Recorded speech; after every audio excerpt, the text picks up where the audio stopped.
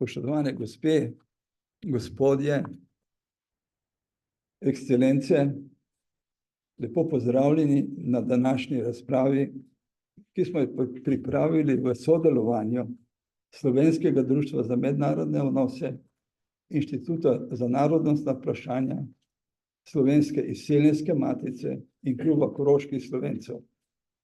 Da ne bi kdo to zamešal s Klubom Korošcev.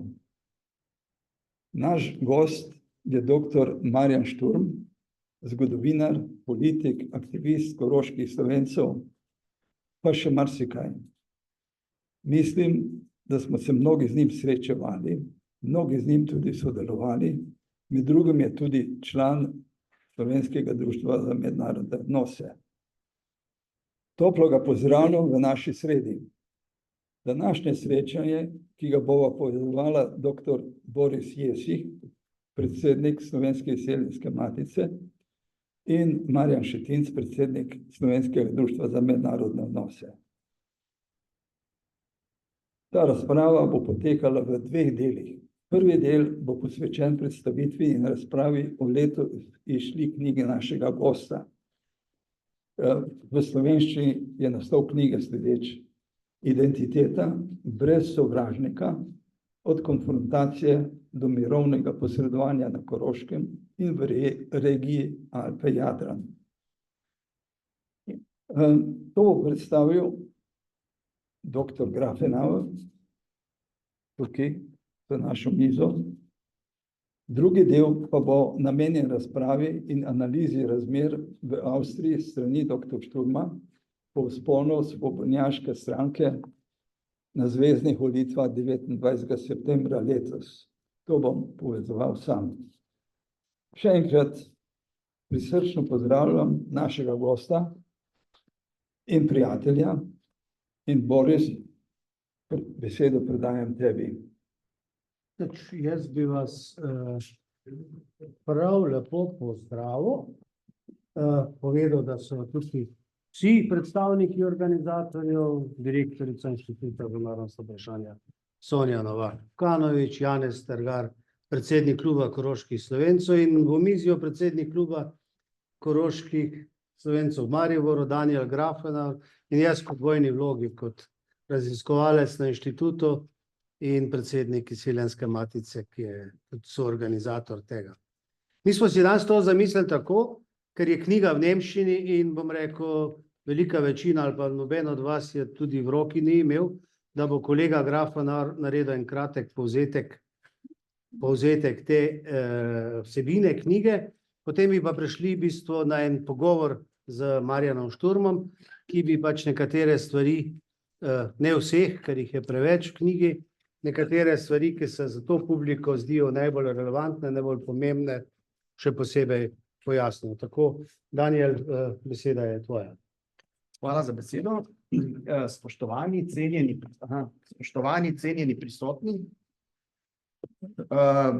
Zdaj, poskušal bom v par minutah preleteti vsebino knjige, ki je precej kompleksna, tematika dokaj zahtevna, zato da pravzaprav bo lahko potem pogovor z avtorjem knjige lažje stekel.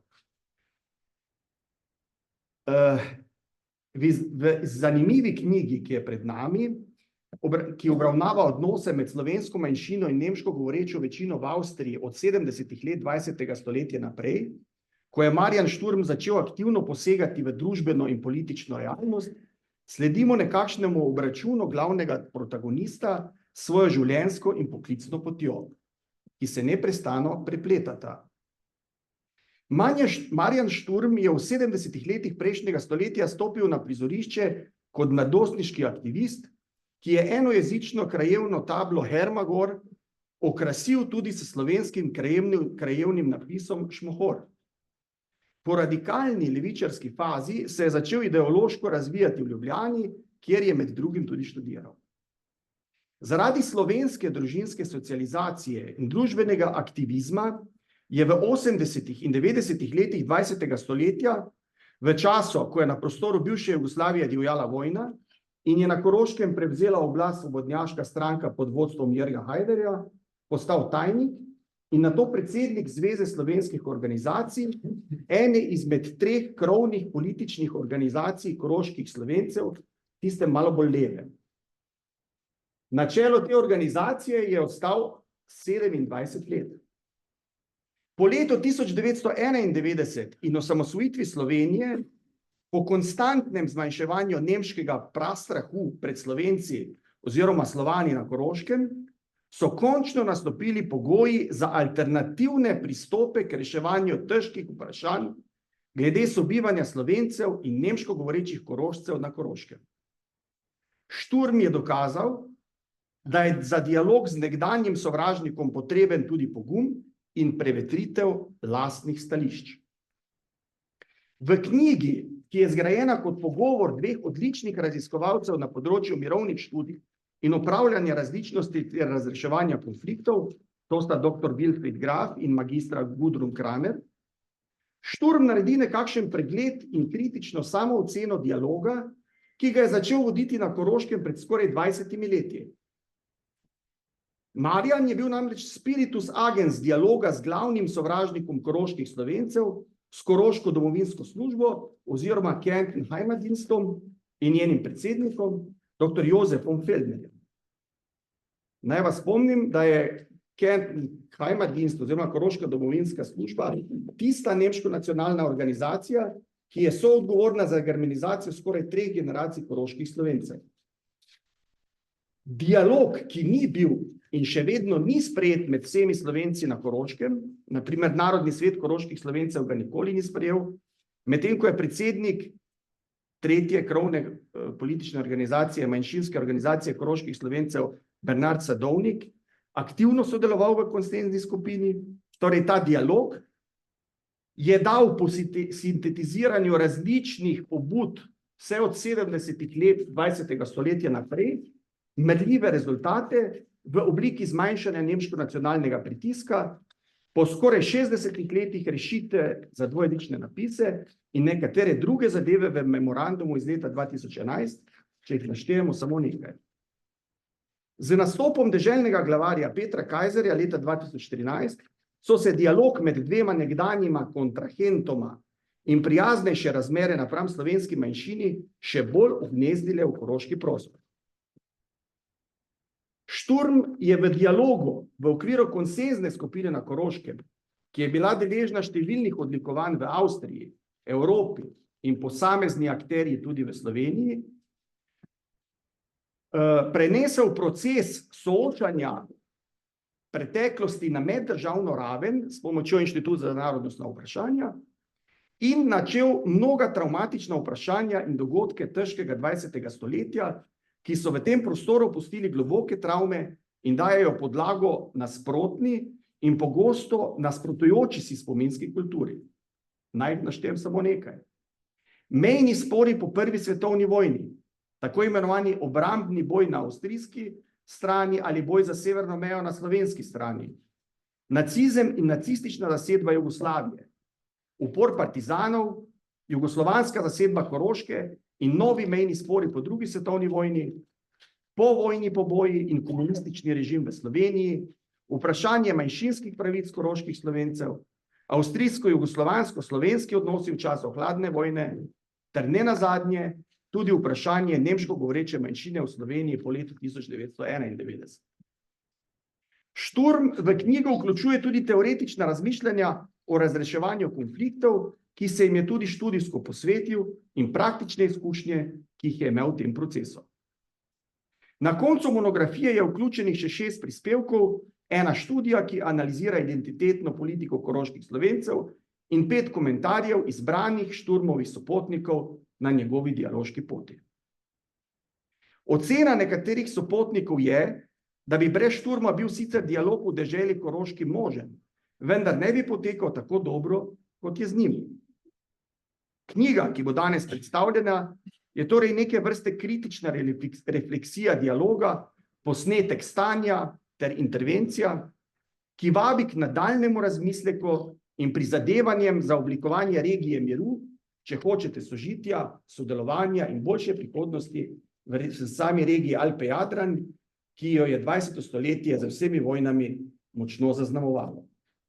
Spoštovani, predlagam, da slišimo Marjanovo razmišljanje, kako mu je proces uživljanja v nasprotnika omogočil, da je v odnosu z dr. Feldnerjem prešel faze od nekdanjega sovražnika na to nasprotnika in končno prijatelja, ki kljub temu ohranjata različno razmišljanje.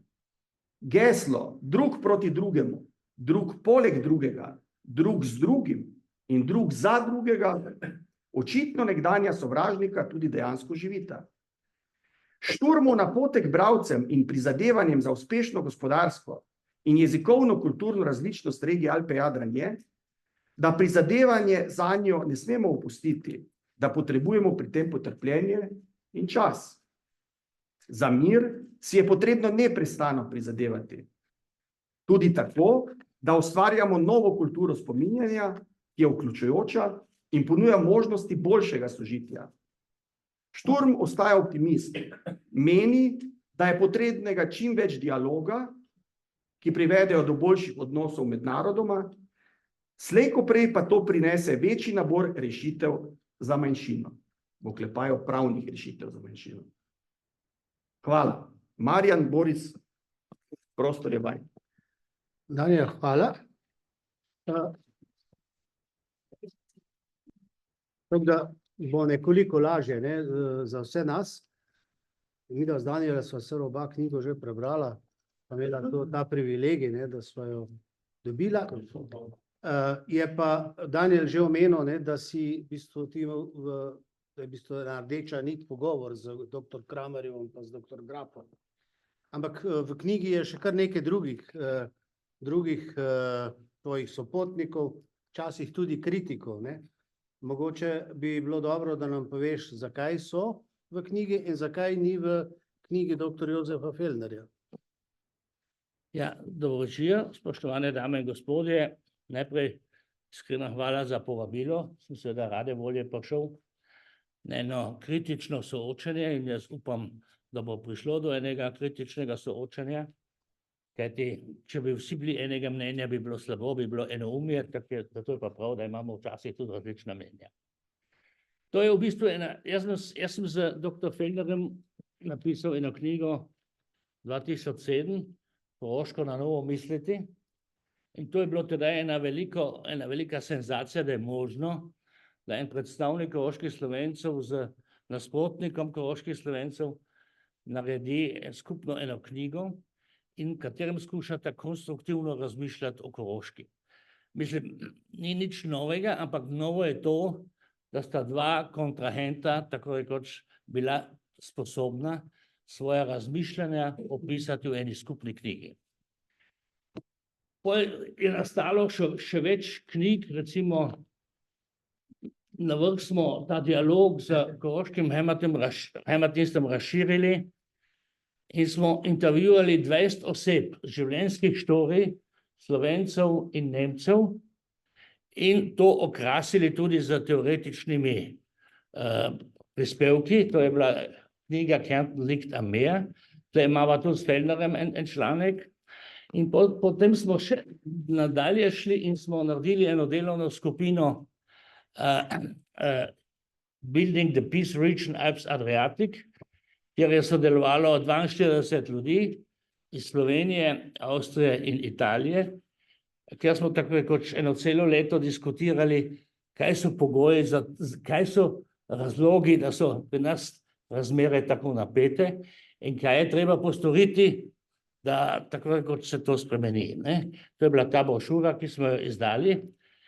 In zdaj je potem, ko sem potem po dosegu svoje penzijske starosti šel v penzion, so me ljudi nagovarjali in so rekli, da bi prav bilo, da bi naredil eno samo kritično in kritično oceno, in to je seveda zelo subjektivna zadeva. In zato sem se odločil za to varianto skupaj z Grafom in gospodom Krama. In jaz bi rekel, da ne bom razširjal teme. Jaz bi danes rad govoril o dveh temah. Ena tema je tako rekoč, kako naj se razrešijo konflikti, kako pridemo tako rekoč do razrešitve konfliktov. In druga zadeva je tako rekoč člen 7 avstrijske državne pogodbe in njene vloge v našem prostoru, plusi in minusi. Ko sem jaz bil, ne vem kaj, okoli 50 let star, sem bil v eni taki osebni krizi in sem si potem vzel 1 leto časa in sem šel študirati v Krems, en masterski študij o evropski integraciji. To je bilo še kar zanimivo, ampak sem temu dodal še eno študijsko leto in sem študiral na Dunaju tako rekoč konfliktno transformacijo in sem tam spoznal 2 svetovno znana strokovnjaka. En je bil Johann Galtung in drugi je bil Herbert Kellmann. Herbert Kellmann je bil dunajski Žid, ki je tako rekoč z 12 leti pobegnil iz Dunaja, šel v Ameriko, tam študiral psihologijo in bil potem profesor na Harvardski univerzi in razvil koncept, kako transformirati konflikte. In jaz sem ga osebno spoznal in on je bil tudi en tistih, ki je moderiral proces med Izraelci in Palestinci v Oslu, ne? Arafat in Rabin, ne? In ta me je zelo fasciniral. Ampak začnimo z Galtungom. Galtung je tako rekoč razvil to teorijo, da je tako rekoč vedenje, protislovje konflikt, ima aspekt vedenja, ki je vidno. Nevidno pa so domneve, ki so v glavi in ki tako rekoč dominirajo vedenje. Ampak domneve v glavi imajo pa osnove v globinskih strukturah, v globinskih kulturah, to so tisti predsodki, ki se z generacijo v generacijo dajo naprej in ki v bistvu vplivajo na domneve in domneve seveda spet na zadržanje. In Galtungova teza je ta, če ti hočeš en konflikt razrešiti, moraš te globinske kulture obdelovati, da lahko spremeniš domneve v glavi in tako naprej. In on je potem razvil, tako rekoč, iz tega konfliktnega trikotnika, je rekel, da v bistvu je tako, ne, da konflikt ima 2 strani, to je dualizem, ki se potem, če se ne reši, pride v maneheizem, to se pravi, eden je samo dober, eden je samo slab, in če se to ne reši, je Armagedon. No, danes Armagedon je recimo en klasičen primer Izrael-Palestina. In to je tako rekoč na racionalni ravni. Na emocionalni ravni je tako rekoč to chosen, mi smo izbrani, ne? Pri nas doma je bilo, mi smo Marijin narod, Marija nas bo rešila, glorious past, ker imamo slavno zgodovino, in če se to ne razreši, spet zapademo v neko travmo. In iz tega tako rekoč izhajata tudi 2 miselnosti, monologistično spominjanje, to se pravi, samo jaz sem v ospredju, versus dialoško spominjanje, ko se tako rekoč tudi živiš v drugo stran in tako naprej. To je tako rekoč, to me je zelo fasciniralo in sem poskušal to tudi nekako prikazati na Koroškem, kako so se stvari dogajale. In Herbert Kellmann me je toliko fasciniral, ker Herbert Kellmann je rekel, tako rekoč, če ti hočeš en konflikt rešiti, ga moraš transformirati, in zato je tudi potrebno, da govoriš z nasprotnikom. On me je o tem potrdil in on je bil tisti, ki je ta proces med Izraelci in Palestinci moderiral. In če mi ta koncept navežemo na Koroško, bomo videli, da imamo veliko paralel. Mi imamo dualizem za časa monarhije, ki se potem tako rekoč razvije v maneheizem in v Armagedon ob prvi svetovni vojni, ob koncu prve svetovne vojne, ki se potem spet ne reši in se nadaljuje podtalno do druge svetovne vojne in se spet tako rekoč odvijajo podobne procesi. Kaj sem hotel s tem povedati? Ko sem se jaz začel pogovarjati z nasprotniki, ne, mi smo vedno imeli to sliko, plebiscitni boj, obrambni boj, to so bili sami nacisti. Ne. In ko sem se jaz začel z njimi pogovarjati, so oni rekli, slušaj, Marjan, ampak a je bil plebiscit demokratična odločitev ali ni bila demokratična odločitev? Jaz sem rekel, ja, seveda je bila demokratična odločitev. Ampak vi ste bili prvi, ki ste potem, od leta 25 naprej, v bistvu to plebiscitno mejo rušili z napadom, za izdelavo koncepta, tako rekoč, kako boste južno Štajersko dobili, kako boste jeziliški trikotnik dobili in kako boste bolj napadli to. Ampak ta način, da sem tako rekoč priznal, da je plebiscit bila demokratična odločitev, mi je odprlo pot do dialoga z njimi. Ne? In tudi, da so oni začeli razmišljati, da je tudi tako rekoč, da imam jaz tudi prav, da so oni bili tisti, ki so tudi mejo, plebiscitno mejo skušali spremeniti. To je tako rekoč eno. Drugo, kar tudi odtle zraven paše, je seveda to, nobena vojna se ne konča s tem, da prenehajo pokati puške in tanki. Ampak vsaka vojna zapusti določeno dediščino. Dediščino travme, skrivne bolezni v obrazih, zgodbah in domišljijah.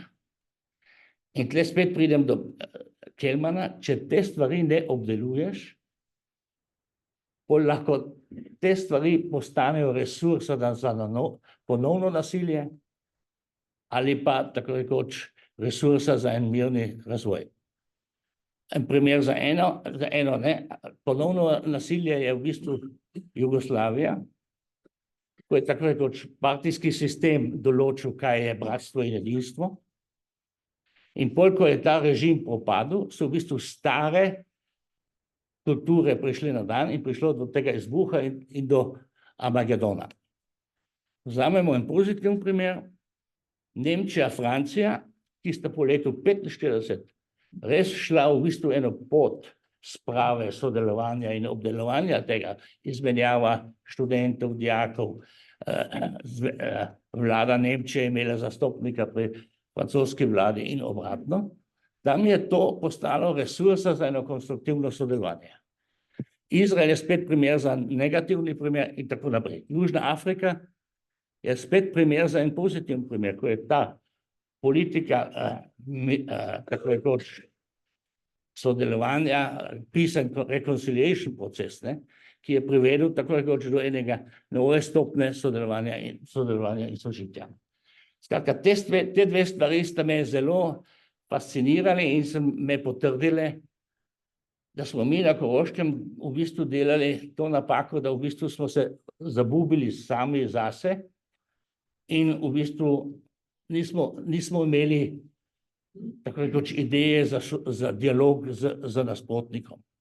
In zato je tako rekoč, ampak pol pridem k členu 7, je moja teza ta, pravna država je seveda izredno pomembna in važna, ampak pravna država in boj za pravo mora biti nujno povezan tudi z dialogom, kajti brez tega, tako rekoč, je težko pravno državo uveljaviti. Toliko enkrat za enkrat. Ja, to nam nisi zaupal, zakaj si vključil tele soavtorje v knjigo, komentarje. Mene je osebno zelo fasciniral prispevek Valentine Wieser, ne? Se pravi, Plejöder Verein Radikales Umdenken, kar na Sloveniji še identitetspolitik, se pravi Plejöder, kako se reče lepo slovensko, ne vem, za radikalno spremenjiva mišljenja o koroško-slovenski identitetni politiki, pa mogoče kaj za to, zakaj si se odločil, da si odločil, pa tudi to, zakaj ni Jozefa Feldarja v knjigi, no? To me še vsem zanima. No, poglejte, mi smo seveda vsi nekako v enem določenem miselnem sklopu teoretično, praktično obravnavali manjšinsko vprašanje. In če vi danes pogledate sodobno politologijo, sociologijo o medetničnih odnosih, je to nekako nekaj, popolnoma novega, tudi vprašanje identitete se danes diskutira veliko bolj večplastno, ne. Identiteta ni več enodimenzionalna, ampak je večdimenzionalna. In ona, Valentina, je seveda o tem napisala svojo diplomsko nalogo in sem mislil, da je prav, da tako rekoč tudi njej damo novi generaciji, mladi generaciji možnost, da v takem kontekstu pove svoje stališče. Kar se Fellnerja tiče, sem pa že rekel, da to je subjektivna moja knjiga in s Fellnerjem sem že imel prej svojo knjigo. To je bila malo provokacija. Dobro, zdaj ti si nam, bom rekel, v svojem tem uvodnem nagovoru povedal v bistvu velik del svoje filozofije. Ampak zdaj, ko mi tukaj prisotni, veliko večina nas, pa veliko večina tudi slovenske javnosti, ki jo kaj zanima, ne, koroški Slovenci, eni bolj ali manj s poznavanjem, veri rečemo, ja, člen 7, pravne norme, avstrijska državna pogodba, ne, in to je tisto, kar moramo doseči, da bojo koroški Slovenci enakopravni državljani v Avstriji, ne. Ampak od člena 7 od pravnih norm do dejanskega stanja je dolga pot, ne. In tukaj ima eno pomembno vlogo seveda tudi politika, ne. Jaz sem pred časom napisal eno knjigo, ki sem jo naslovil Med narodom in politiko. In to je bilo zavestno, ne. Se pravi, da se v bistvu moraš odločiti, ne. Nekaj, na eni strani je narod, so pravne norme, je manjšina, ki ima določene zahteve, ki ima določene mednarodno pravna zagotovila, na drugi strani je pa dejansko stanje. Kako ti gledaš na to? Še en stavek k tej psihologiji. Gospa Gobodo Madikizela iz Južne Afrike, ki je bila članica te komisije za resnico in spravo, je v eni knjigi napisala in rekla sledeče. Razumljivo je, da je sovraštvo in občutek maščevanja za brutalne zločine lažje razvijati in gojiti kot odnos, ki si prizadeva za dialog. Eden od znanih razlogov, zakaj se z jezo distanciramo od tistih, ki so nas ali druge prizadeli, je strah, da se bomo, če jih bomo prepoznali kot prava človeška bitja, odpovedali svojemu enkratnemu moralnemu položaju in zmanjšali ovire za sodelovanje v človeški skupnosti, če jih priznamo kot prave ljudi. In jaz mislim, da je to en velik problem tudi pri nas na Koroškem, tako rekoč, zakaj ljudje med Slovenci odklanjajo dialog s koroškim heimatdienstom, ker pri njih seveda pride na dan slika, kaj je ta heimatdienst vse naredil, ne? In to se pravi, če se z njim zdaj pogovarjamo, potem jih akceptiramo kot enakopravne. In druga, moja teza je pa ta, samo pogovor z njim je bil pogoj za to, in to je bilo prvo, kar sem jaz od njega zahteval, sem rekel, jaz se z vami pogovarjam, ni problem, ampak vi morate nehati ščuvati.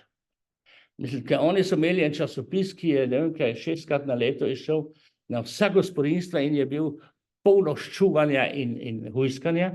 In sem rekel, to morate prenehati. Mi se moramo začeti pogovarjati kulturno, imamo lahko različna mnenja in do tega je prišlo, ampak očitno je pri nekaterih to zelo težko akceptirati, da se je dejansko spremenil.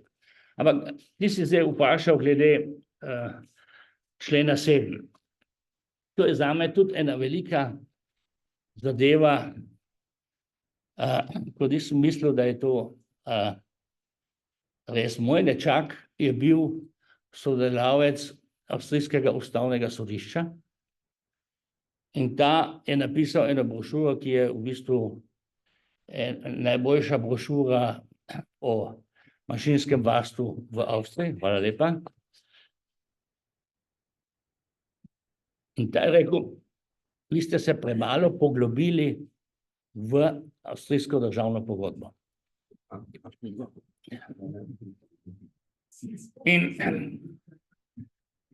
In mi je na primer rekel, preberi si, kaj je avstrijski zunanji minister Gruber leta 1949 pred Pariško konferenco povedal na seji vlade glede člena 7, ki je kot osnutek bil tam. Je rekel, kratek pregled sovjetskega predloga pokaže, da čeprav v njem predlagane določbe zagotovo niso dovolj natančne in jasne, kar običajno pričakujemo od ureditve tako zahtevne zadeve, pa Avstriji v bistvu nalagajo nepričakovano malo obveznosti, mora prav zaradi pomanjkanja natančnosti.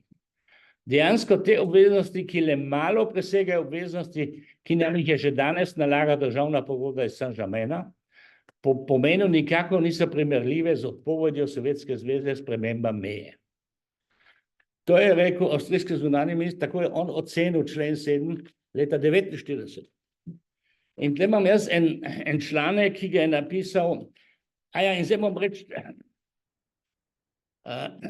ko smo se pogajali o tablah, sem jaz zahteval, da pride tudi predsednik avstrijskega ustavnega sodišča Korinek k pogajanjem in da interpretira odločitev ustavnega sodišča. In to me je zelo tako presenetilo, ker on je rekel, mi smo ustavno sodišče, smo negativni zakonodajalec. Mi nismo pozitivni zakonodajalec. Zato teh 10%, to je en predlog, ki se ga država lahko drži, ali pa tudi ne, ampak mi izhajamo iz tega, da je rešitev možna med 10 in 20%. Tam not mora biti rešitev. To je bila ena zadeva in druga zadeva, ki je on rekel, na vse zadnje je potrebna politična odločitev. In to se je zgodilo tudi 10 let kasneje, leta 2011, ko je tedajni predsednik ustavnega sodišča, Herbert Holzinger, interpretiral člen 7. Ne? In je rekel, leta 1964 je Avstrija odstavka 2, 3 in 4 člena 7 prevzela v ustavni rang. In šele tedaj je ustavno sodišče dobilo pravico, da preverja člen 7. Namreč, ker avstrijsko ustavno sodišče mednarodnih pogodb noče ocenjevati, ampak samo notranje državne zadeve. In so tedaj prevzeli odstavek 2, 3, 4 v ustavni rang, ampak in tam je zelo zanimivo, kako on ocenjuje, v členu 7 piše, v Verwaltungsbezirk, v upravnih enotah, ne, so dvojezični napisi in je uradni jezik slovenski.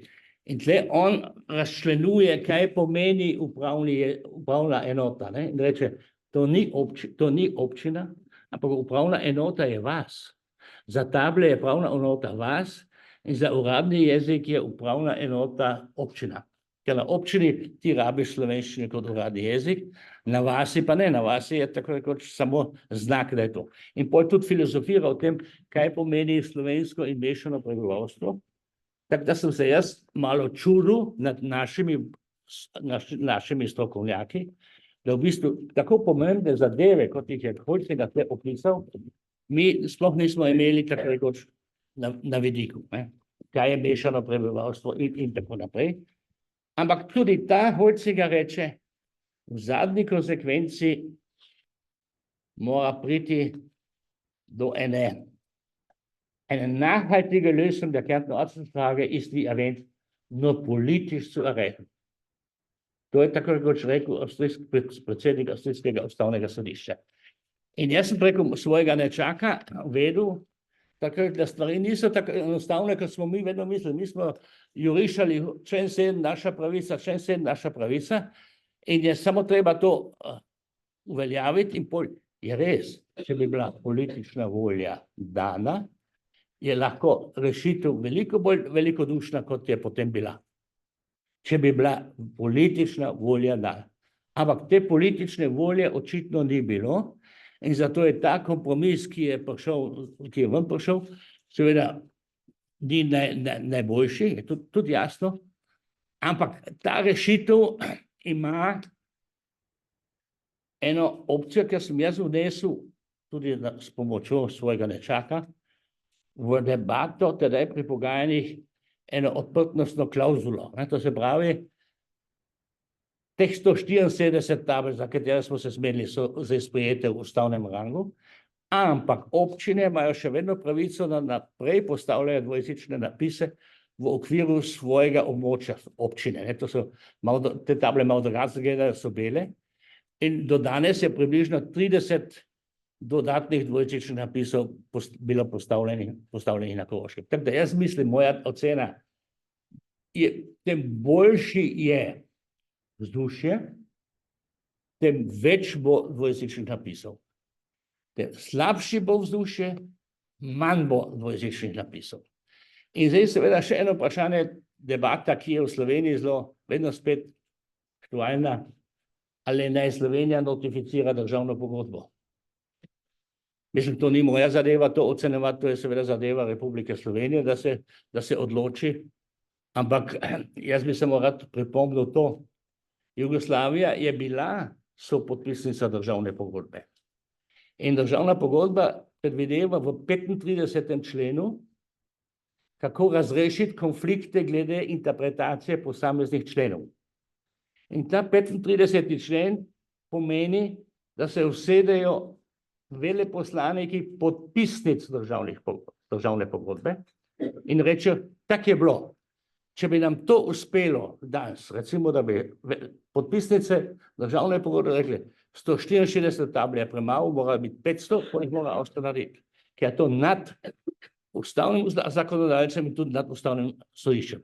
Sam očitno so podpisnice državne pogodbe od vsega začetka to problematiko predale Avstriji in se niso več vmešavali, kar se tega tiče. Nasprotno, ko so bilo leta 1999-2000 sankcije proti Avstriji zaradi modre vlade, so poslali 3 izvedence, strokovne izvedence, Artesari, Frohwein, pa še en komisar, bivši komisar, ki so ocenjevali situacijo pravne države in so ugotovili, da je manjšinska zaščita na visokem nivoju. In so imeli seveda prav, formalno je to na visokem nivoju, ampak niso to pogledali iz vidika realnega življenja. Ne? In tako da, jaz mislim, da je, kaj hočem s tem povedati, da je včasih le prav, da se bolj poglobljeno poglobimo v problematiko mednarodnega prava. Jaz bi še eno vprašanje imel, pa bi jo počasi zaključili tale del. Dialog je verjetno najbolj pogosta beseda, ki smo jo slišali danes. Jaz bi pripomnil, da ti nisi vodil dialoga samo z Heimatdienstom, ampak tudi širše v Avstriji, tudi z avstrijskimi političnimi strankami. In rezultat tega dialoga je, to si je ravnokar omenil, je dobro vzdušje in je boljše vzdušje, se pravi koroškega prebivalstva do slovenske manjšine. To priznavajo tudi tvoji, bom rekel, najhujši kritiki. Ampak pri tem dialogu, moja ocena, nisi bil pa toliko uspešen mogoče znotraj manjšine. V čem vidiš razloge, da dejansko, bom rekel, če gledamo skupnost koroških Slovencev, ste relativno blizu, če gledamo pa narodni svet, pa praktično ni kakega, bom rekel, velikega soglasja v dialogu. Je pa nekaj zanimivo, pa tudi kakšnega velikega, vsaj javnega nasprotovanja, ker so rezultati verjetno taki, kot so. Jaz sem bil pred eno težko odločitvijo, ko smo se leta 2005 pogajali na Dunaju, je tedanji kancler Schüssel rekel, dajte se vi skupaj zmeniti na Koroškem, slovenske organizacije in domovinske organizacije, dajte vi nam izdelati en predlog. In jaz sem to sprejel, sem rekel, jaz sem vedel, da je v ozadju Hajdar, ki hoče imeti, da mi spet rečemo ne. In da bolj rečem, mi smo itak hoteli, ampak mašina je spet rekla ne. Zato sem jaz tedaj se odločil, mi moramo najti en kompromis. Nič ne pomaga, mi moramo najti en kompromis. In tedaj je potem narodni svet izstopil iz tega. In jaz sem bil pred tem vprašanjem, ali zdaj nadaljujem, ali počakam, da bo narodni svet tudi tako daleč. Tudi s to nevarnostjo, da bo pol Schüssel in da bo on rekel, da Slovenci nočejo in tako naprej. In sem se pol za to pot odločil, da grem naprej in skušam najti tako rekoč eno rešitev. In tle sem jaz imel potem težave z Rudijem Volkom, ki je seveda pravnik, vse v redu, ima velike zasluge, odločitev glede tabel, odločitev glede uradnega jezika, še prej imata oba odvetnika, Pugar in Serenik, velike zasluge, da smo dobili javno dvojezično šolo v Celovcu. In Volk pač vidi samo pravno plat. In jaz sem preko Kelmana unega vedel, pravica in pravo je treba izbojevati, ampak v tako kompleksnem vprašanju kot v tem, je treba pravico in pravo kombinirati tudi z dialogom. In tle smo se razšli.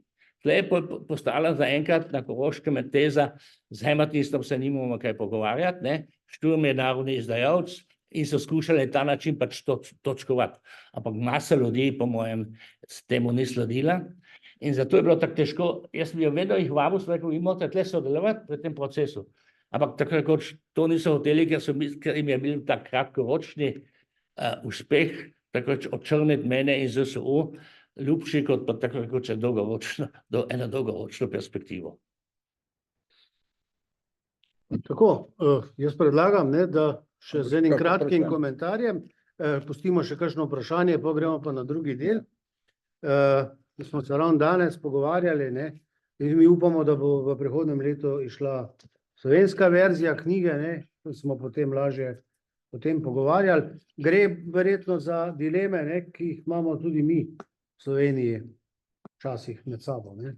Se pravi, se ne znamo pogovarjati.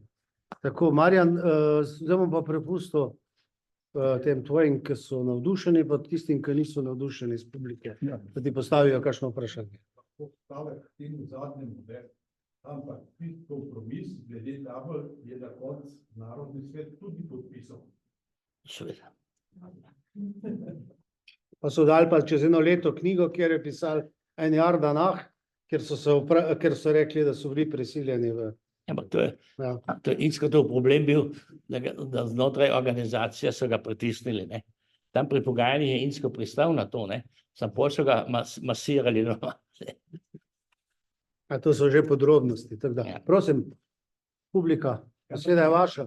Se opravičujem zelo, ampak če bi nadaljevali, ker potem bomo ostali pri tem segmentu, itak je to komplicirano, pa bi tudi na kratko tole in bi združil, se pravi, to, kar je bilo povedano, in sedanjo situacijo v zvezi z volitvami, ki je pa seveda tudi zelo povezana, ne.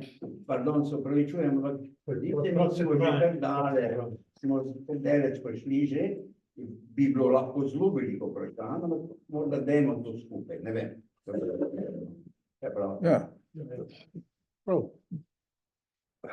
Lahko tako naredimo in potem združimo razpravo na koncu, ko bo celota. Jaz bi še eno stvar povedal, da ne pozabim, ne. Marjan je prinesel nekaj knjig s sabo in jih danes po eni taki, bom rekel, tovariški ceni, 20 € lahko tudi kupite. Tamle so. Če ne prej na koncu, tudi ko bomo bolj neformalni. Torej,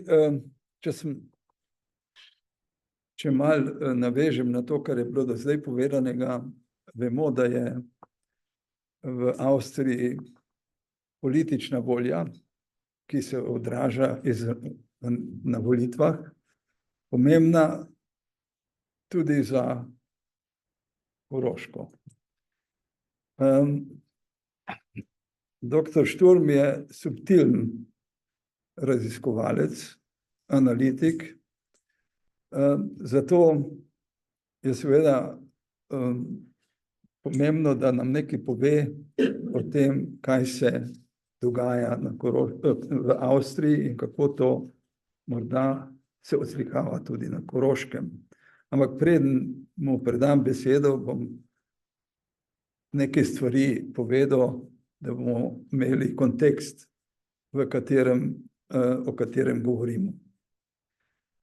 Kot beremo, se po Evropi krepijo konzervativne sile.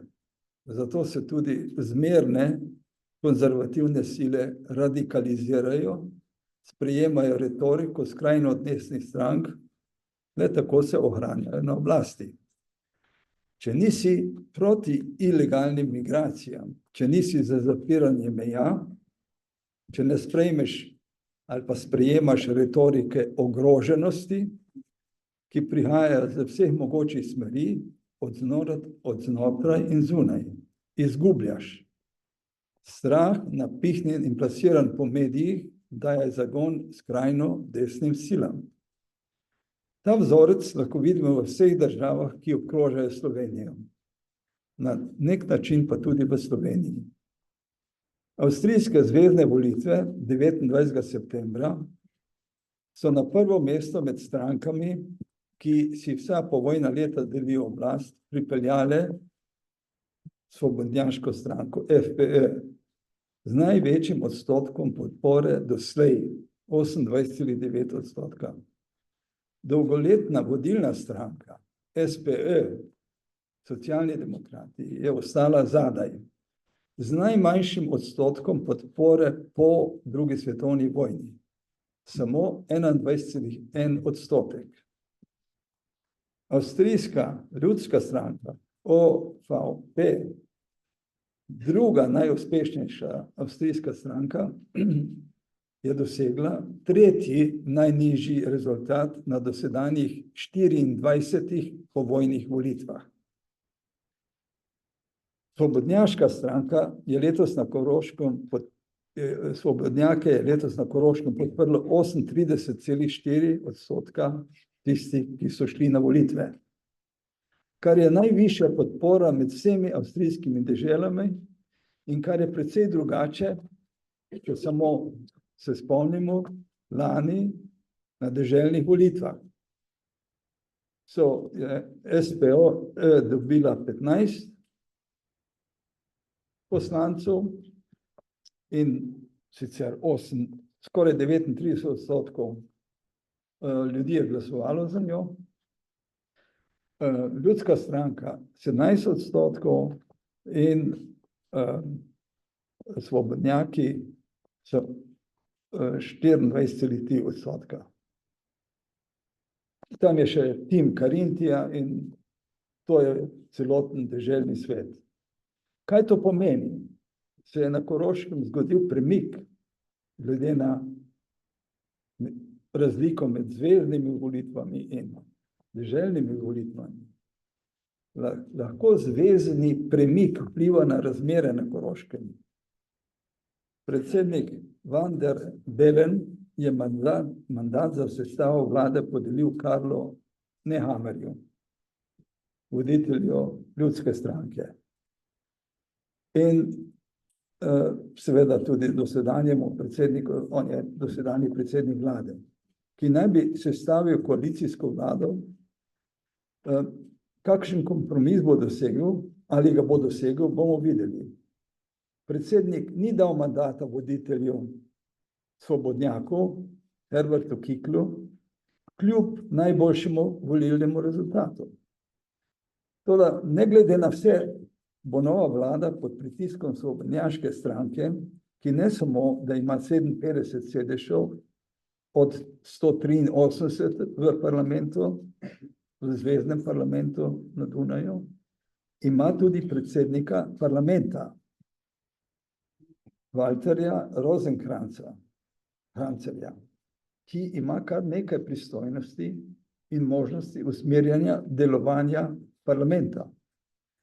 Gotovo bo to predvideno koalicijo postavljeno na resno preizkušnjo pri iskanju kompromisov.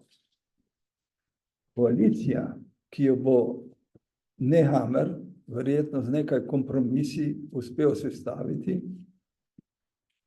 lahko bo partnerice strašil, izsiljeval z svobodnjaki in koalicijo z njimi, bo Avstrija delovala verjetno drugače, notranje politično, gotovo pa tudi zunanje politično. Kako bo z njeno nevtralnostjo, odnosi s sosedami, odnosom do Slovenije? Kaj to pomeni za ohranjanje manjšinskih pravic? ali pa lahko, ali sploh lahko pričakujemo proaktivno manjšinsko politiko. Je kaj takega sploh mogoče? Poleg naštetega pa tudi kakšna politika se obeta, recimo do vojne v Ukrajini, do Izraela, do ZDA, do Rusije in pa do migrantov. Ljudska stranka in socialni demokrati, pa tudi obe manjši stranki, Neos in Zeleni, si gotovo ne želijo, da bi pogreznili Avstrijo v situacijo, ki jo je povzročila koalicija Ljudske stranke in svobodnjakov po volitvah 1999. Kot veste, je Avstrijo tedaj ta odločitev osamila znotraj EU in omejila glasovalne pravice, pa še kaj. Jaz se spomnim osebno, kako je Gerhard Buzek hodil po Evropi. Busek, ker jo zamenjujem z Jeržijem Buskom, ki je pa Poljak. Namreč hodil po prestolnicah, da bi pomiril duhove v zvezi z to odločitvijo. Torej, to so nekatera vprašanja, na katera mislim, da ima naš prijatelj z Koroške kaj zapovedati. Zato ga lepo prosim, če mu da kaj od tega pokomentira. Najprej je že treba povedati, da jaz sem v tem primeru avstrijski državljan in noben analitik in specialist. Jaz samo lahko to referiram, to, kar pač jaz tako rekoč doživljam in vidim. Ampak jaz mislim, da to, kar se v Avstriji dogaja, ni samo v primeru Avstrije, ampak da to je en splošen fenomen. Zakaj? Zato, ker je čas, ko so bile politike homogene, ko je cerkev imela svoj vpliv, ko so stranke tako rekoč imele jasen profil. Trdeči delavci so bili pri socialdemokratih, kmetje in industrialci pri Ljudski stranki. Vse to je danes v enem določenem razkroju. In v ta razkroj tako rekoč prihajajo zdaj te desničarske stranke, ki skušajo to izkoristiti zase. In oni to delajo tako rekoč, če vzamem te 4 primere, migracije, potem EU, veliki kolos EU, mislim, birokracija in tako naprej, potem nevtralnost in odnos do Rusije. In v bistvu je pri vseh teh točkah imajo nekaj prav in nekaj neprav. Recimo, migracija. Seveda se je treba z migracijo soočiti in imeti en koncept. Te socialdemokrati, levičari, pa tudi Ljudska stranka so dolgo časa, tako rekoč, ta problem niso dojeli in šele v zadnjem času so skočili na vlak, da je treba dejansko migracijo omejiti, da je to treba izven meja Evropske unije. Ampak začeli so to svobodnjaki. Drugo vprašanje, Evropska unija. Seveda, to je logika, gospod profesor ve, leta 1895 je bil zadnji poizkus reforme avstro-ogrske monarhije, to je bil Badeni, ki je rekel, na vseh območjih, kjer so manjšine, je treba uvesti dvojezičnost in sicer tudi kot interni uradni jezik. To so Nemci na Češkem niso sprejeli in je bolj ta reforma padla, monarhija je razpadla in nastale so nacionalne države. In nacionalne države, kaj to pomeni? Seveda homogenizacija in vojne in nadaljnji konflikti. In seveda Evropska unija, oni to pač skandalizirajo, ampak če vam smem povedati, številki en komisar Evropske unije ima 6 sodelavcev. Predsednica komisije ima 12 sodelavcev, In Kickl, ko je bil notranji minister Avstrije, je imel 27 sodelavcev. Ampak to nihče ne transportira. Ne? To nihče ne transportira, da bi tako rekel, to so realne razmere. In seveda zdaj oni napadajo EU in imajo seveda v zadnji glavi tudi to, EU mora biti čim slabša in večjo moč morajo imeti nacionalne države. Ampak tle jaz opažam, da nihče nima enega jasnega protikoncepta. Imaš ti samo koncept, da zagovarjaš Evropsko unijo takšna, kot je, ampak nihče ni v stanju, da bi diferenciral, rekel, to je dobro, to je slabo, dajmo se zmeniti, da to spremenimo in izboljšamo. Neutralnost. Neutralnost je seveda ena srčna zadeva Avstrijcev. Avstrijci so zaljubljeni v neutralnost in je, jaz mislim, Kreski je to dobro upošteval in je tako rekoč naredil Dunaj kot center dialoga, razprave, srečanj in tako naprej. In danes je avstrijska politika v bistvu zelo podvržena logiki Evropske unije, ki podpira Ukrajino. In tako rekoč tudi pride do kršitev načela nevtralnosti, ko pač Evropska unija svoje tanke pošilja preko Avstrije v Ukrajino. To ljudje vidijo, čutijo in seveda naredijo svoje zaključke. Tretja zadeva, Rusija, ne? Svobodnjaška stranka je zelo rusofilska. In jaz to dolgo nisem razumel, zakaj so oni rusofili, ne? Čeprav mislim, glede na nemško nacionalni background, ne, bi mislil, da so oni že enkrat hodili proti Moskvi, ampak z drugimi argumenti, ne? In pa sem se parkrat z njimi pogovarjal in sem ugotovil, nekaj jim paše. V Rusiji je tako rekoč homoseksualnost prepovedana, je avtoritarna struktura in to se jim dopade, ne? Ta avtoritarna struktura družbe in tako naprej. In zato oni so danes rusofili. In zato jaz mislim, problem je v tem, ni samo svobodnjaška stranka, ki je demagoška, ne? In ki tako rekoč zagovarja stare teze, ne? In sicer, kar se tiče migracije, to je etnizacija politike, ne? Jaz vam bom en primer povedal, ko smo se pogajali o Tablah, ko je še Haider živel, 2005, smo imeli en taken prvi osnutek, ne? In jaz ga kličem, sem rekel, deželni glavar, mislim, to in to imamo zdaj v vidiku. On reče, super, Marjan, super. Mislim, da vi greste v zgodovino, če to pride, vi greste v zgodovino, ne? Naslednji dan je imel tiskovno konferenco in rekel, tukaj so ti stari moški, da v Gracu se domeli, to ga sploh ne zanima. Na kar ga jaz pokličem, sem rekel, Jörg, sva se tikla, sem rekel, sluš, kaj se pa zdaj zgodilo čez noč, včeraj si tako govoril, danes pa tako. Rekel, ja, veš kaj, jaz sem se odločil, da bom še enkrat s to temo šel v volitve.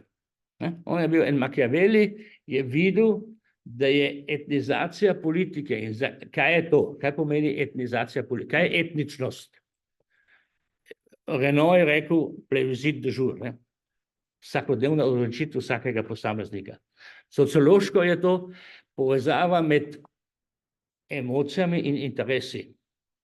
In zato je to ena zadeva, ki je te bolj spodaj in ne v glavi, ne? Emocionalizacija tega in to oni ponavljajo zdaj pri migraciji, ne? Moja hčerka je pravnica, dela na Dunaju v eni inštituciji, ki svetuje ženskam, ki so izpostavljene nasilju, ne? In ona reče, Marjan, veš kaj, največ nasilja je med avstrijskimi družinami in ne med tujci, ne?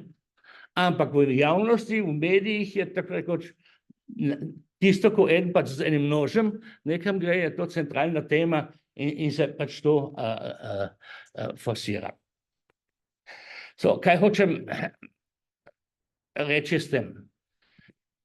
Malo sokrive so tudi politične stranke, da je svobodnjaška stranka toliko pridobila. In vsaka kriza je tudi šansa, da se nekaj spremeni. In jaz sem prepričan, da so zdaj ugotovili in spoznali, da morajo tako rekoč biti bolj pozorni do teh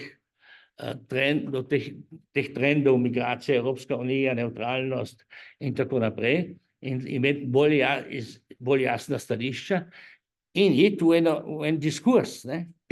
Naša stališče do EU je to, birokracijo, ok, ampak Evropska zveza, to je nekaj pozitivnega in tako naprej. Ne?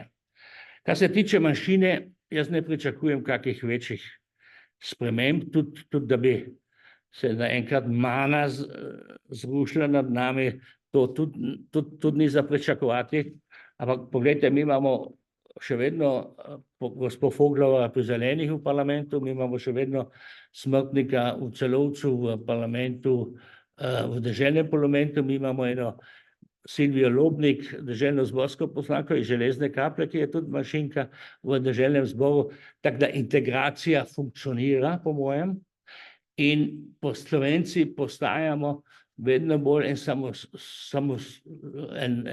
samoumeven del koroške družbe. Mislim, to je tudi veliko pripomoglo, ta dialog s koroškim hemodinstvom, ker ta novi predsednik Mölcar vedno spet v svojih izjavah izpostavi, koroški Slovenci so del Koroške in mi imamo odgovornost, da ta del Koroške tudi dobro živi. Ne? To nekaj pomeni, če ta organizacija, ki je prej desetletja bila po nas, nekaj takega reče. Zdaj pa še vprašanje, ali bo prišlo do te koalicije. Jaz danes, če bi nekdo rekel, da moram staviti, jaz sicer danes denarja nimam s seboj, ampak jaz danes ne bi stavil denar, da bo dejansko prišlo do te koalicije. Zakaj? Znotraj Ljudske stranke so močni tokovi, ki zagovarjajo koalicijo za svobodnjaško stranko. In predvsem industrija, gospodarstvo. In zdaj morate videti, socialdemokrati so šli v volitve z 3 centralnimi zahtevami. Davek na dedovanje, ker pri nas ni davka na dedovanje. Davek na premoženje je zelo minimalen, in zmanjšanje delovnega časa na 32 ur. Te 3 teze je Ljudska stranka v volilnem boju odklonila. Zdaj pa vas vprašam, če ena koalicija, en sporazum, mora vsak preživeti, vsak mora svoj obraz obdržati. Kako v tej konstelaciji obdržati eni in drugi, da obdržijo svoj obraz? Pri obdavčenju premoženja bi še bilo možno, po mojem, pri zmanjšanju delovnega časa. Ni rešitve in pri dedovanju tudi ni rešitve. To se pravi, to ne bo tako enostavno. Skratka, počakamo, kako bojo ta pogajanja se išla. Ampak to, da je Van der Bellen dal njemu tako rekoč nalogo, da sestavi vlado, je popolnoma logično, ker najprej je rekel, pogovorite se, in potem jih je še enkrat poklical. In ona dva sta rekla s Kiklinom ne.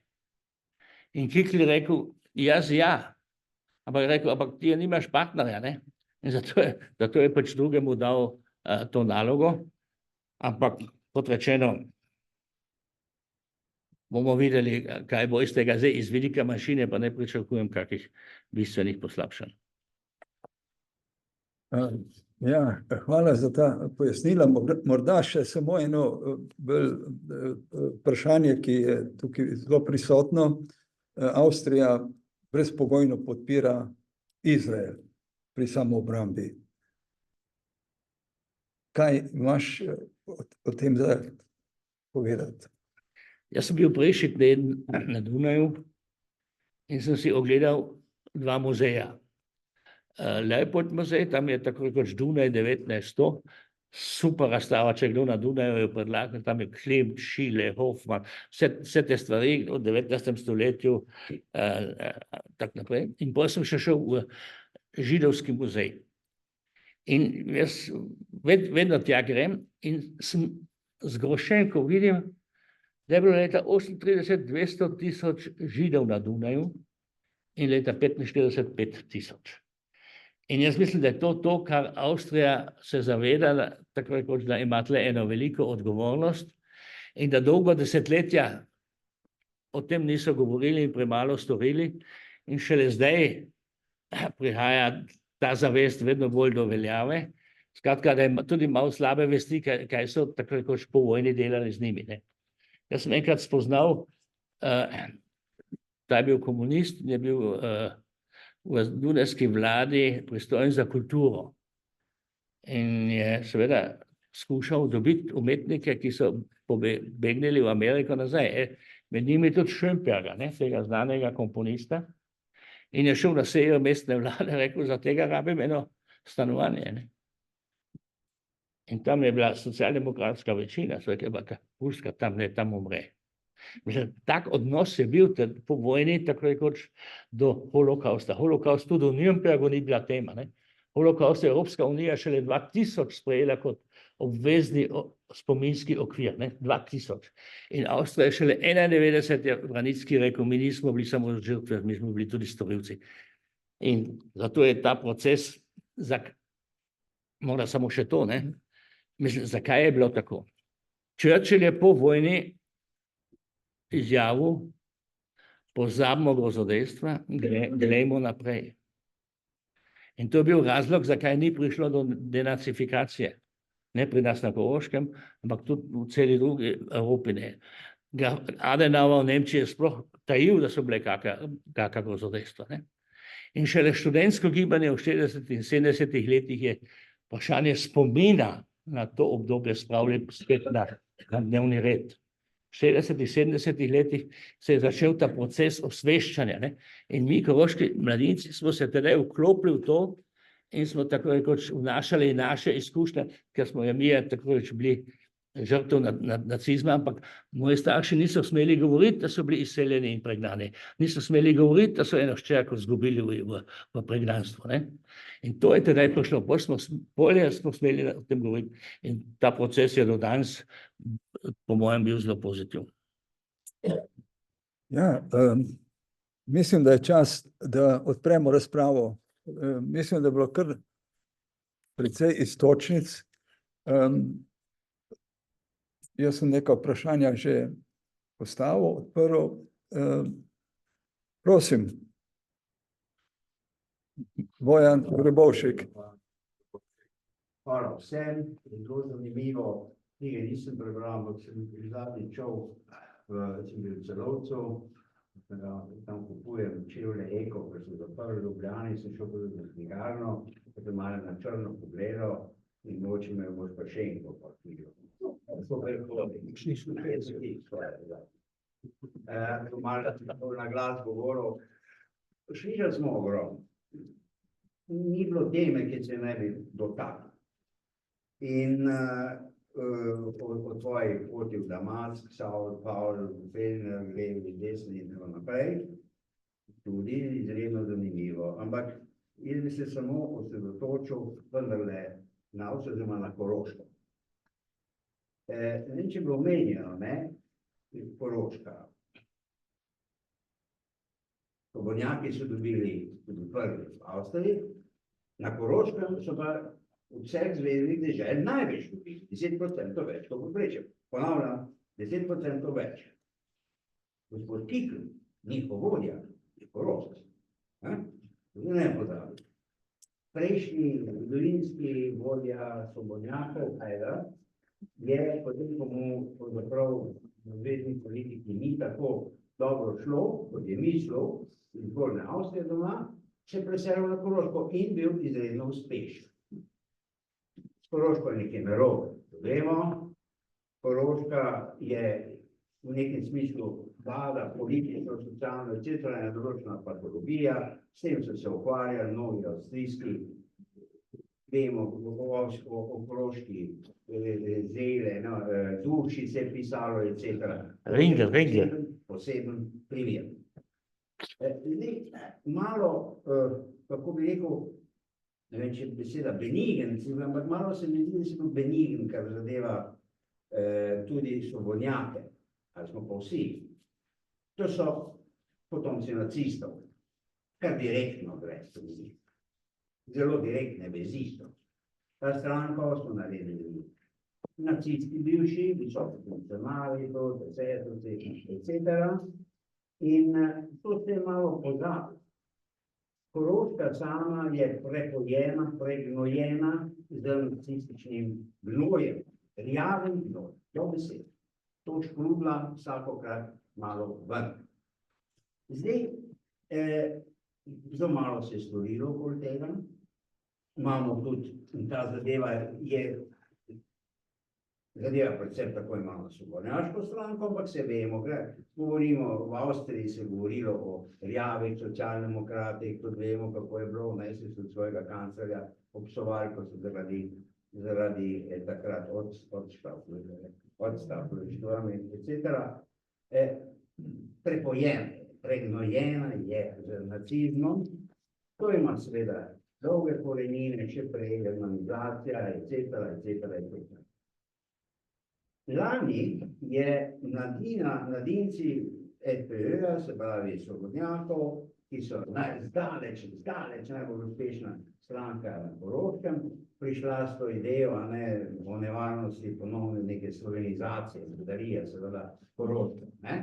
Ko sem prebral, zaprej so te nekaj sprašvali, se rekel, ja, pa zdaj to ni ta slovenska zgodba, ni tako pomembna, in tako dalje in tako naprej.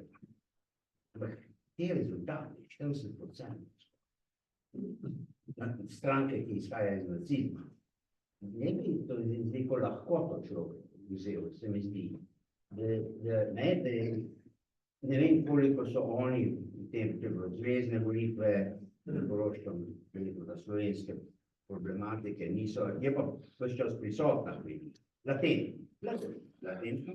Mölzer prihaja iz nacionalsocialistično-rasističnega backgrounda, je brihten, je zelo inteligenten človek, je politik, ampak malo lepo si ga opisal.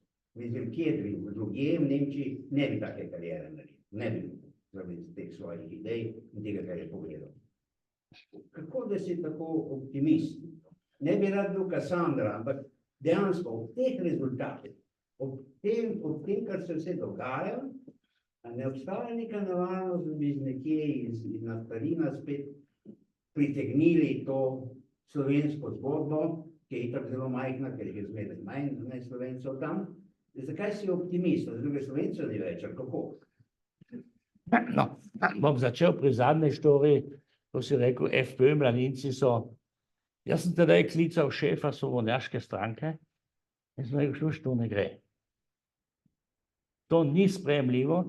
In je rekel, dajmo se skupaj usesti, jaz bom mladince zraven povabil.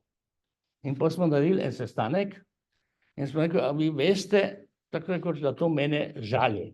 Mene, ki se prizadevam za dialog, za sodelovanje in tako naprej.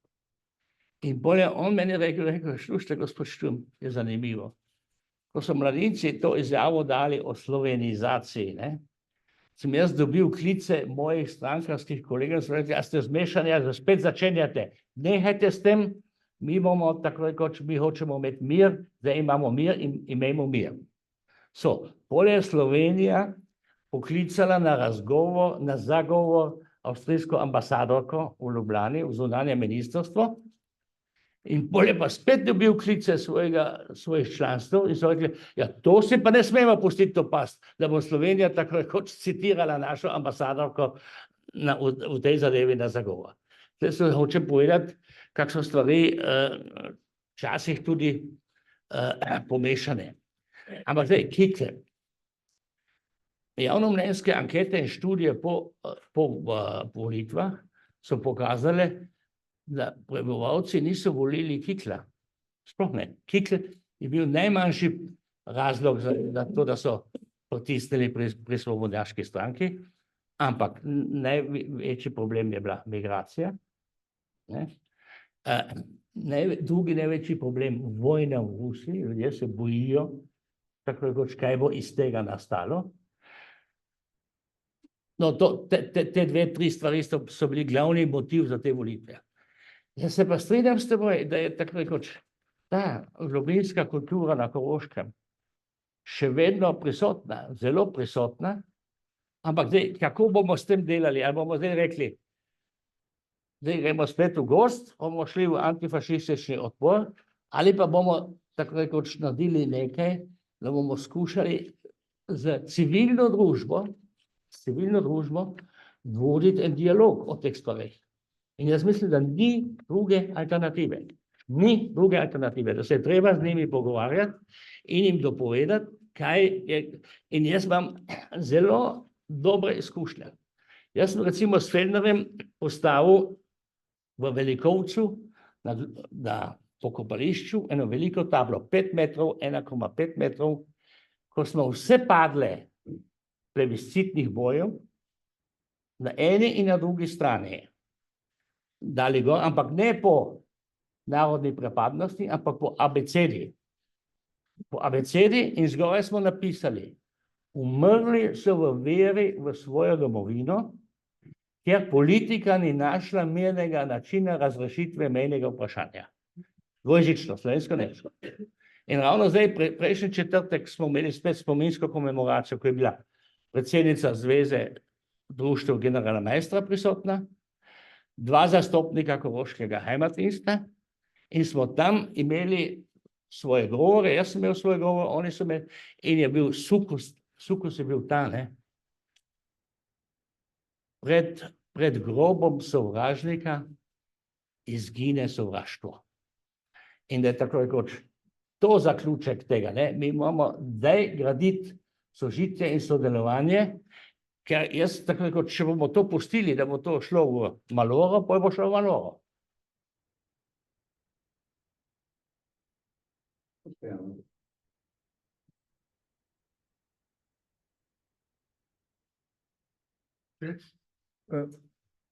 Ste ostali In potem brez se glasu. je bilo.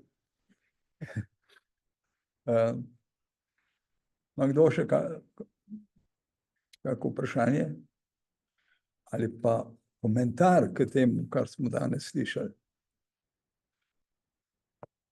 Jaz imam še enega. No, Zelo znana koroška pisateljica Pahmanova, ki je zelo poznana in priznana. In to sem šele zdaj našel, ta citat, ki mi je dal zamisliti. In sicer je rekla: Für diesen Tag will ich streiten, an dem jeder seinen Anteil am Bösen beklagt. Za ta dan se bom borila, ko bo vsak svoj delež pri slabem ne priznal, ampak beklagen. Kaj je to beklagen? Obžaloval, da bo vsak svoj delež obžaloval. In to je tudi nekaj, kar je zame zelo pomembno. In če bom zdaj pičil v osje gnezdo, bom to zdaj zavestno naredil, ampak ko jaz s temi nacisti diskutiram in jaz rečem, slušajte, če govorimo o partizanskem boju, je vedno treba najprej povedati, kaj je bil izvor in kaj je bila posledica. Ker oni samo posledice vidijo, ne? Samo posledice vidijo. In jaz sem rekel, no go, vi morate videti, tako rekoč, kaj je bilo najprej in kaj je iz tega nastalo, se razvilo in seveda, tako kot sem prej rekel, ne, nasilje, protinasilje, maščevanje. In seveda je potem bilo vprašanje partizanski boj. Sem rekel, partizanski boj je bil pravilen. Jaz do tega stojim, moj oče je bil katoličan in je bil pregnan v Eichstätt in mi je vredno pripovedoval, mi smo v nedeljah molili za partizane. To je bil naša oblika odpora. Sem rekel, seveda, on pa jaz reči, da priključitvena kampanja v letu 1945 ni bila v skladu z politiko zaveznikov in tudi ne v skladu z plebiscitom. Kajti zavezniki so leta 1943 septembra sprejeli Moskovsko deklaracijo, v kateri so rekli, Avstrija bo spet vzpostavljena. Sicer je bil en stranski stavek, odvisno bo tudi od tega, kaj bojo sami prispevali k osvoboditvi. Ampak če pogledate vse ostale dokumente, do 1945 je bilo jasno, Avstrija bo ostala. In partizani so leta 1945 po zimi pri Angležih zahtevali, da bodo partizani, jugoslovanska armada, tudi udeležena pri osvoboditvi in upravi Koroške. In to so Angleži striktno odklonili, in zavezniki striktno odklonili. In zato mislim, da je potem kampanja še do 49. leta je koroškim Slovencem škodovala. To moram vam res povedati, to nam je škodovalo, ker so nam to učitelji do danes. In jaz vedno skušam njih dopovedati in reči, slušajte, je res, jaz se s tem tudi ne strinjam, ampak vi ne pozabite, kdo je začel in zakaj je tako rekoč. In zato je zame to, da moramo danes diskutirati, kaj moramo narediti, da se kaj takega ne spremeni več. To je centralno vprašanje današnjega spominjanja. Ne to, da bo kdo zagovarjal, zakaj je to bilo prav in zakaj ni bilo prav, to mene ne zanima. Mene zanima to, kaj moramo mi danes narediti, da bo naša generacija in naši otroci živeli v miru in da se to ne bo zgodilo. To je to, ne? No, zdaj bi jaz pa Marjana dopolnil. Ja. Zadnji stavek, zadnja vrstica v njegovi knjigi, vsi boste vedeli, kjer so prejšnje, je ne vrag, le sosed bo mejak. Tudi v nemščino prevedeno, tudi v slovenščini. In jaz mislim, da je, kljub temu, da verjetno se vsi z njim ne strinjajo, tudi jaz, ko se veliko strinjava, se včasih s kakšno stvarjo, ampak mi, da se to znava dogovoriti. Ampak vsi tisti, ki ga kritizirajo, bojo mogoče se zamislili, da je to le en moto, dejansko kam naj gre razvoj družbe, razvoj dobrososedskih odnosov, razvoj manjšine, se pravi, ne vrag, le sosed bo mejak. Ja, ima kdo kako dopolnilo? Če ne bi jaz vseeno vprašal, kako govori si o etnizaciji politike. To bi rekel jaz preprosto, gre za nacionalizem. Tako? Nacionalizem. V Avstriji jaz si druga ne znam predstavljati ta trenutek.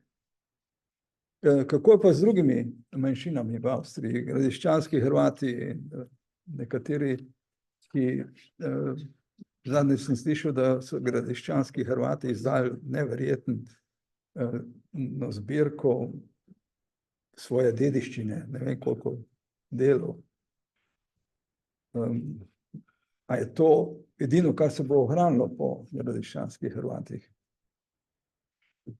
Bom jaz tako rekel, človek mora včasih tudi izkoristiti trenutek časa. In jaz sem v tej debati, je bilo vprašanje, ali hočemo avtonomijo, etnično zbornico, sem jaz vnesel v debato eno Staatszielbestimmung, to se pravi državno ciljno izjavo, ki se je sledeče glasila. Republika Avstrija se prizna k zgodovinsko zrasli jezikovno-kulturni raznolikosti. To raznolikost je treba spoštovati, podpirati in financirati. Jaz sem to razlagal Branickemu. Branicki je rekel, zanimivo, veste, vedno, ko moji starši niso hoteli, da jaz razumem, so češko govorili. Poljsko mi je, to mi je povedal. Okay. Klima, rekel, zanimivo, veste, po materini liniji sem Varga, Mađar, Busek je isto. Ampak seveda se nič ni zgodilo. Ampak pol so bile te sankcije Evropske unije, pol so pa to izkopali in so me povabili v parlament, v ustavni odbor, tako da oni so pripravljeni to narediti. Da ne jaz to razložim. In jaz sem to razložil, moja ideja je ta, mi imamo te etnične meje zrahljati, ne pa zasigurati. Bolj vsi gledajo in bolj se javi svobodnjak, tisti Ofner, ki je bil prej pravosodni minister, reče, gospod Šturm, to je zanimivo, kar vi pravite, veste, ampak kitajskega kuharja mi nočemo tle not imeti. In potem so to spremenili tako, da se imenuje zdaj, to je bilo sprejeto z ustavno večino. Republika Avstrija, vejica dežele občine, kar je zdaj za table zelo važno, ker to tudi tam not stoji, se priznava kot jezikovno-kulturno-zgodovinsko zrasli raznolikosti, ki pride do izraza v avtohtonih manjšinah. To raznolikost je treba spoštovati in podpirati. To je danes del avstrijske ustave. In s tem je Avstrija v bistvu priznala, da je multietnična država. In to je tako rekoč v paragrafu 8 je nemščina uradni jezik, 8.2 je pa to. To se pravi, da so te avtohtoni jeziki so pa priznani preko sosveta, preko urada zveznega kanclerja, to jih je 6 in je to tako rekoč to. To se pravi, da smo tudi nekaj dosegli, kar mora na prvi pogled ne izgleda tako pomembno, ampak ima strateško. In kaj se je pol še zgodilo, pol pa tudi svobodnjaška stranka v svoj program vzela, da podpira avtohtone manjšine, ker prej tega niso imeli. Zdaj imajo to v svojem programu.